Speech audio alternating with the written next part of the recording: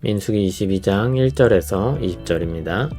키워드는 발람을 고용하는 발락, 하나님의 자유로운 역사, 하나님이 우리를 위하시면입니다.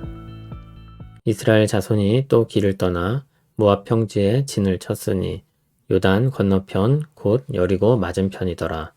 십볼의 아들 발락이 이스라엘이 아모리인에게 행한 모든 일을 보았으므로 모압이 심히 두려워하였으니 이스라엘 백성이 많음으로 말미암아 모압이 이스라엘 자손 때문에 번민하더라.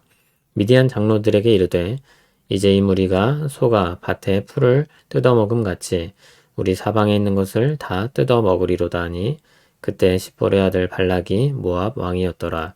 그가 사신을 부올의 아들 발람의 고향인 강가 부돌에 보내어 발람을 부르게 하여 이르되 보라 한 민족이 애굽에서 나왔는데 그들이 지면에 덮여서 우리 맞은편에 거주하였고 우리보다 강하니 청하건대 와서 나를 위하여 이 백성을 저주하라. 내가 혹 그들을 쳐서 이겨 이 땅에서 몰아내리라. 그대가 복을 비는 자는 복을 받고 저주하는 자는 저주를 받을 줄을 내가 알미니라. 모압 장로들과 미디안 장로들이 손에 복채를 가지고 떠나 발람에게 이르러 발락의 말을 그에게 전하매 발람이 그들에게 이르되 이 밤에 여기서 유숙하라.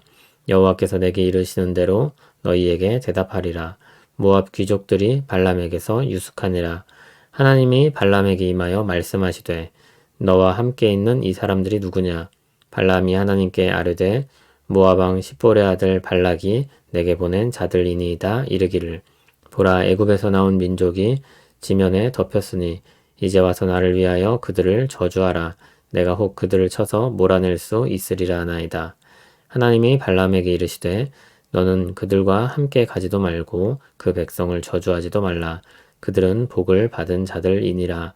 발람이 아침에 일어나서 발락의 귀족들에게 이르되 너희는 너희의 땅으로 돌아가라. 여호와께서 내가 너희와 함께 가기를 허락하지 아니하시느니라. 모압 귀족들이 일어나 발락에게로 가서 전하되 발람이 우리와 함께 오기를 거절하더이다. 발락이 다시 그들보다 더 높은 고관들을 더 많이 보내매 그들이 발람에게로 나아가서 그에게 이르되 십볼의 아들 발락의 말씀에 청하건대 아무 것에도 거리끼지 말고 내게로 오라. 내가 그들을 높여 크게 존귀하게 하고 그대가 내게 말하는 것은 무엇이든지 시행하리니 청하건대 와서 나를 위하여 이 백성을 저주하라 하시더이다. 발람이 발락의 신하들에게 대답하여 이르되 발락이 그 집에 가득한 은금을 내게 줄지라도 내가 능히 여호와 내 하나님의 말씀을 어겨 덜하거나 더하지 못하겠노라. 그런즉 이제 너희도 이 밤에 여기서 유숙하라. 여호와께서 내게 무슨 말씀을 더하실는지 알아보리라. 밤에 하나님이 발람에게 임하여 이르시되 그 사람들이 너를 부르러 왔거든. 일어나 함께 가라. 그러나 내가 내게 이르는 말만 준행할지니라. 아멘. 이스라엘이 모압 평지에 진을 쳤습니다. 요단 건너편 여리고 맞은편입니다. 십볼의 아들 발락이 앞서 이스라엘이 이룬 승리들을 보면서 심히 두려워했습니다. 그리고 이스라엘 백성을 보자 그들이 심히 많아 보였습니다. 모압은 미디안 사람들과 겹치는 지역에 거주했습니다. 모압은 미디안 장로들에게 이스라엘이 얼마나 위협적인지 과장하며 말을 합니다. 그리고 발락은 자신의 고향에서 발람을 불러 이스라엘을 저주해달라고 요청하면 이스라엘을 이길 수 있을 것이라는 아이디어를 냈습니다. 이에 모압 장로들과 미디안 장로들이 복채를 가지고 발람에게 가서 발락의 말대로 청했습니다. 발람은 여호와 하나님께 여쭤보고 난 후 대답을 해주겠다고 했습니다. 하나님은 발람에게 그들과 함께 가지도 말고 그 백성을 저주하지도 말라고 대답하십니다.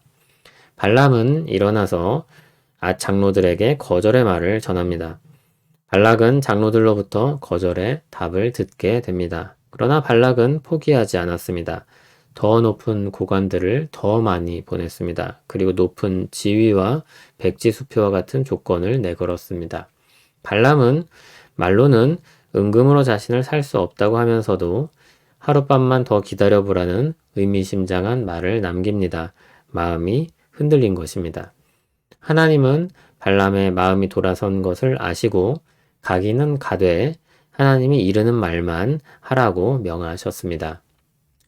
발람은 괜찮은 선지자처럼 보이기도 합니다. 하나님께 기도하고 대답을 듣습니다. 그러나 신약에서 발람은 악한 자로 언급됩니다. 언제부터 하나님과 다른 길을 가게 되었는지 모르지만 최소한 19절부터는 잘못된 길로 들어선 것으로 보입니다. 발람은 자기 욕심에 빠져 발락에게 고용되지만 하나님의 통제 아래서 움직이게 됩니다. 이스라엘은 이 사정을 전혀 모르고 있지만 하나님이 이 정황을 아시며 그 모든 일들을 주도하고 계십니다. 지금껏 민수기에서는 하나님께서 순종하는 이스라엘에게 주신 승리들을 보았습니다. 그런데 오늘 말씀을 보면 하나님은 수동적인 하나님이 아니심을 잘 볼 수 있습니다. 하나님은 백성들의 순종과 기도로 그들에게 은혜 주시기를 기뻐합니다. 그러나 그렇다고 해서 그들이 순종하지 않거나 기도하지 않으면 아무것도 하실 수 없다는 것은 아닙니다. 오히려 하나님은 자유롭게 주권적으로 자기 뜻에 따라 일하십니다. 순종과 기도에 따른 하나님의 응답은 하나님의 자유와 뜻 안에 있는 일들 중에 하나입니다. 하나님은 자기 백성들이 인지하지 못하고 의식하지 못하고 있을 때에도 역사하십니다. 그때에도 그들을 보호하시고 인도하십니다. 하나님은 주권자로서 언제나 자유롭게 판단하시고 역사하십니다.